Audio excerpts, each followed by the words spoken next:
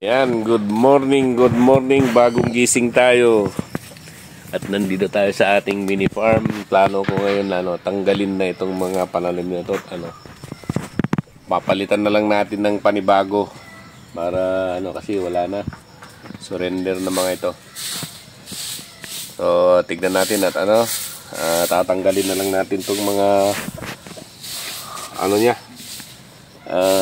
pulo niya para palitan natin. Yan.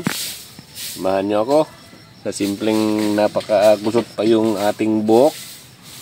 At kagigising natin. Papalit na tayo ng itatanim dito. Yan, tanggalin na natin lahat para panibagong tanim ulit sa ating mini farm. At wala na, hindi na natin mapapakinabangan yung mga bunga. Yan, saglit lang, ganyan lang para mamamatay muna. Mamatay yung mga ugat.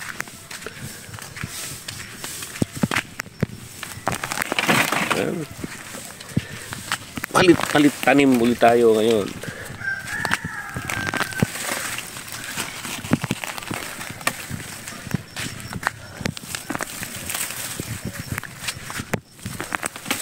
Yan. Kasi hindi na natin napapakinabangan yung mga bunga niya. Ayan, wala na. Mga sira-sira na lahat. Kailangan magpalit tayo ng ating pananim ngayon. Ito yung itatanim natin ngayon, yung magandang klase ng apatola. Yung dati kong itinatanim noon. So, tuloy natin ang pagbunot. Yan.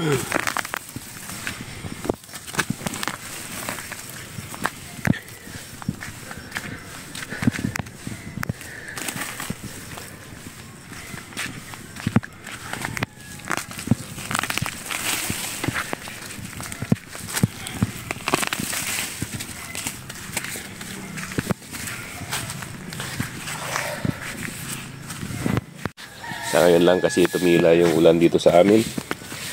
Ang tagal-tagal ng ilang linggo nang umuulan. Yan.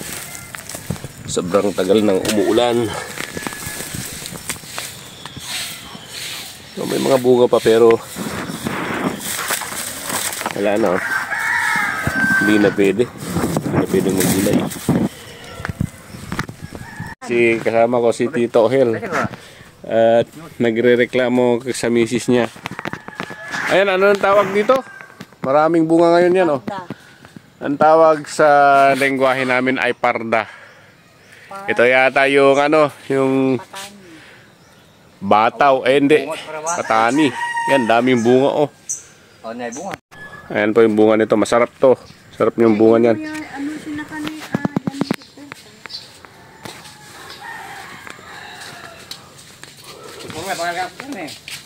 So yan po, napakarami yung bunga niya. Ayan, masarap na ipakbet ito.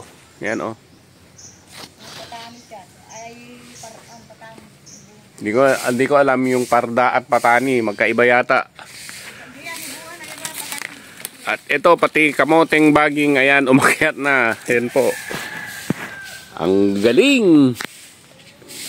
Yan, marami pa ring bunga yung ating mga siling maanghang. Ayan po, malalaki pero ang anghang nito, sobrang anghang. So, ayan yung mga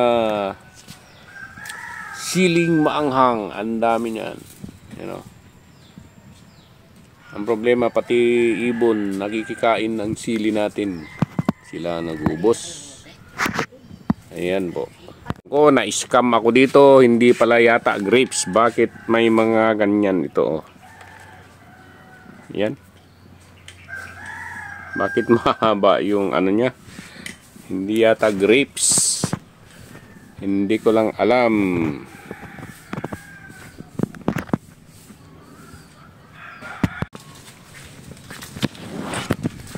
Ayan po yung sili kong violet.